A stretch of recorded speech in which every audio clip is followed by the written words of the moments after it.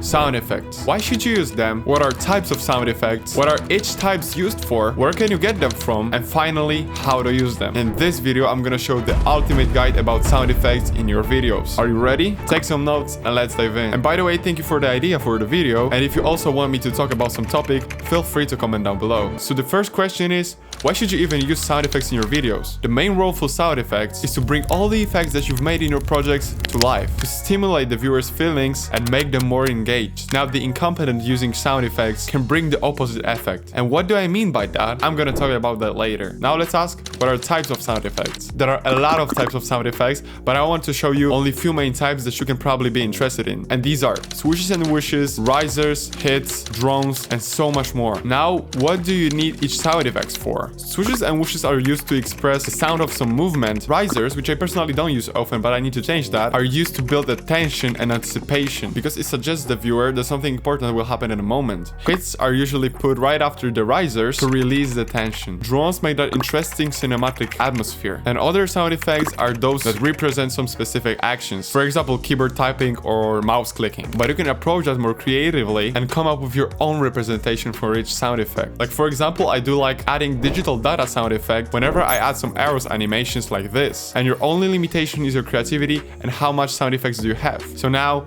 where can you get your sound effects from? It depends on what exactly style of editing do you have. But I can show you a few places where you can get sound effects for every style. First one is YouTube. Here you can find most popular sound effects. All you need to do is just type what are you looking for and all of the trendy and classic sound effects you can find here. Only one minus is that usually those sound effects are bad quality. Second option where you can find a little bit higher quality sound effects are plugins such as Premiere Composer or Motion Bro. In Premiere Composer you have actually all the basic sound effects that are necessary in your video. Here you have swooshes, risers, drones, hits, clicks, taps, pops, slides, and so more. In Motion Bro you have all of that but even more. And I personally use these two plugins, and to be honest, like 90% of sound effects in my videos come from those plugins. So I think that option will be optimal for most of you. But if you're crazy about sound effects and you want highest quality and the biggest choice of sound effects, then you can use some royalty-free audio sites such as Artlist, Epidemic Sound, Storyblocks, etc. And this video is not sponsored by anyone. Here you have the biggest choice and high quality audio, but you need to pay for that, not that little money.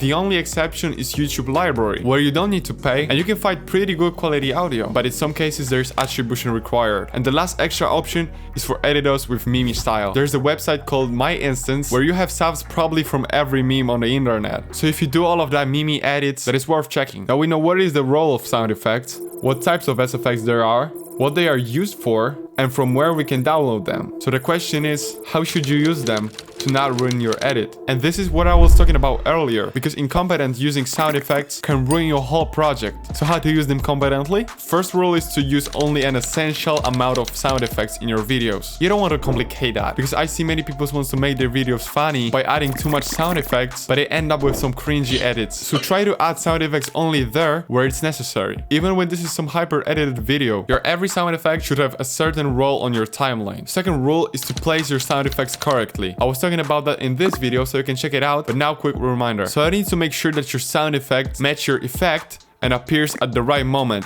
not too early, not too late. So for example, if you swooshes, then you can match the spike of your swoosh with the most blur part of the animation, and it only works when you use motion blur. But I strongly recommend using motion blur because that way your animation looks more organic. The next rule, don't make them too loud. I think this is pretty obvious, but there are people who forget about that. And the last one rule, don't use too many sound effects from each type. For example, I gathered only a few of them and then I placed the same sound effects throughout the whole timeline. In other words, just take only one swoosh and add it every time you want to add swoosh. Don't complicate that with 10 different swooshes. No one will see the difference. And pro tip, you can label your sound effects so that you can copy and paste them throughout the whole project. So those were some essential things that you need to know if you want to boost your editing skills using sound effects. If you want to know secret details that can also boost your video editing skills tremendously, click on this video. Don't forget to subscribe and leave a comment. Hope you get some value from this, and see you in the next video.